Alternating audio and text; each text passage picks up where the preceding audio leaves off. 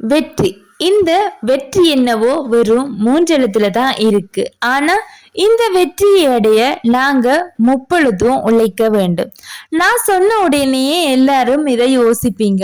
நானுமே தினமும் எழுந்து இன்றைக்கு ஏதாவது சாதிக்கணும், நானும் வாழ்க்கையில பெரிய ஆளா வரணும் என்று யோசிச்சு எதையாவது செய்யணும் என்று நினைப்பேன்.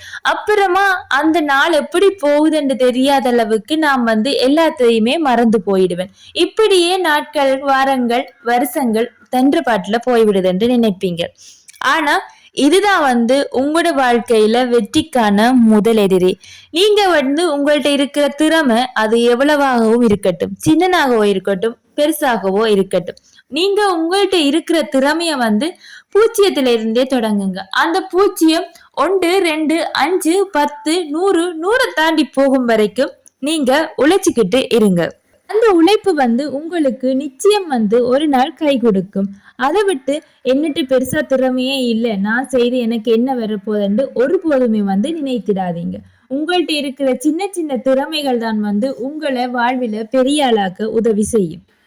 இப்ப கூட பாருங்க, நான் இந்த ஸ்பீச் எழுதிக்க எனக்கு தேவை உன்னுடைய என்ற அந்த சொல் தான் எழுதணும். ஆனா நான் உன்னை என்று எழுதி போட்டேன். அப்ப நான் உடனே யோசிச்சேன், அந்த உன்னை என்ற வசனத்துக்கு மேலே ஒரு கோடை கீறி போட்டு பக்கத்துல நான் உன்னுடையவே எழுதுவோம் என்று. ஆனா நான் பக்கத்துல அதை உடனே எழுதி இருக்கலாம். ஆனா எனக்கு இன்னும் ஒரு சொல்லுன்ற இடத்தை நான் பிளவிட்ட நாடியா நான் திருப்பி எழுத வேண்டி வந்திருக்கும். அந்த இடத்துல நான் உன்னை என்ற வசனத்தை உன்னுடைய என்று உடனேயே எந்தவித கோடுகளும் இல்லாம மாற்றிவிட்டு. இது ஏன் சொல்றேன்டா, எங்கட வாழ்க்கையில எங்களால சமாளிக்க கூடிய பிரச்சனைகளை நான் சமாளிச்சு எங்கள்கிட்ட இருக்கிற திறமை எனக்கு போதும் என்று நினைத்து நாம் ஒரு காரியத்தை செய்ய தொடங்கணும். செய்யாம இருக்கிறது புத்திசாலித்தனம் கிடையாது. எதையுமே செய்து பார்த்துட்டு அதில பிழை வாரது அது எல்லாருக்குமே நடக்கிறது தான்.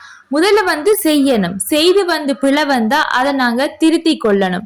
இதுக்காகத்தான் நான் இதை சொன்னேன். வெற்றி என்ற 3 எழுத்தை அடைய தோல்வி என்ற 3 எழுத்தை தாங்கிக் கொள்ள பழகி கொள்ளுங்க. நேரம் என்ற 3 எழுத்தை ஒழுங்குபடுத்தி திறமை என்ற 3 எழுத்தை வளர்த்து கொள்ளுங்க. இந்த 3 எழுத்தும் உங்களை வெற்றியின் 3 எழுத்தை அடைய பாதையை இட்டு செல்லும். நன்றி நண்பர்களே. உங்களுக்கு இந்த காணொளி பிடிச்சிருந்தா என்னோட சேனலை சப்ஸ்கிரைப் பண்ணி, லைக் பண்ணி, கமெண்ட் பண்ணி, ஷேர் பண்ணுங்க.